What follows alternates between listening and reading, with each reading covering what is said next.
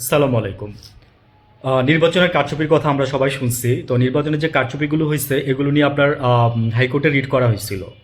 যারা প্রার্থী ছিলেন তারা করছিলেন এবং এগুলোর শুনানি পর্যায়ক্রমে চলতেছে এবং এগুলোর রায়ও আসতেছে সামনে। যেমন আমি একটা এক্সাম্পল দিয়ে বলি, কোন একজন এমপির আপনার 18,000, আমার ঠিক খেয়াল নাই, গত 2 দিন আগে শুনছিলাম, 18,000 ভোট নোয়াখালীর দিকে, প্রায় আপনার গড়মিল। তো আপনার এখানকার এই যে এটা উনি রিট করছে, মানে কোর্টে আপনার রিট করছে, করার পরে শুনানির পরে এই 18,000 ভোট বলছে যে জিম্মাই নিয়ে আপনার এই ভোটগুলো আবার গণনা করতে বলছে।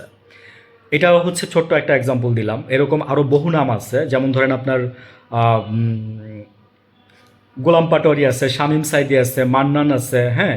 মানে ঈদের পর এই ভোটগুলো, এদের ভোটগুলো আপনার মানে গণনা করা হবে। আদালত থেকে এরকম রায় দিচ্ছে এবং আদালত থেকে বলা হয়েছে যে এই ইয়েগুলো যেন আপনার ওদের কাস্টডিতে নেওয়া হয়। তার মানে হচ্ছে এখানে কেউ কোনো কিছু আর করতে পারবেন না।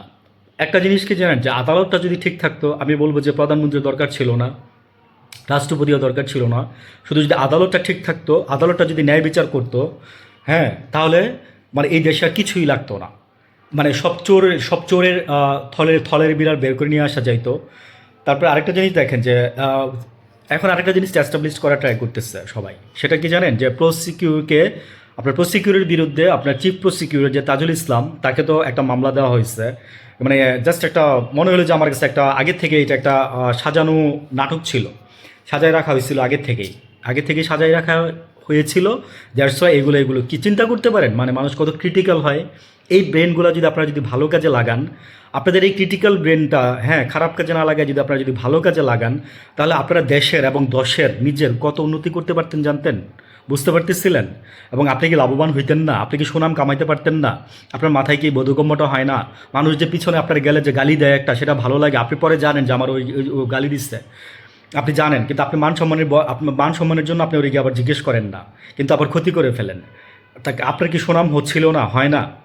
অনেকে আসছে, এই যে রাকিব সাহেব কালকে বলছে, হ্যাঁ, আমাদের যে সেতুমন্ত্রী বলছে যে চাঁদাবাজি এবং চাঁদা, এই দুইটা জিনিসের মধ্যে তো মানুষ প্যাচ লাগাই দিচ্ছে। চাঁদাবাজি এবং চাঁদা আপনার আগে বুঝতে হবে, আমি আমার আরেকটা ভিডিওতে বলবো। তো ইন্টারেস্টিং আসলে, ওই যে ওদের বললাম না যে ওনাদের যুক্তিগুলো মানে এত মজার, যেগুলো নাকি আমাদের দেশের 60% লোকই বুঝতে পারে না, ধরতে পারে না, বা 50% লোকই ধরতে পারে না।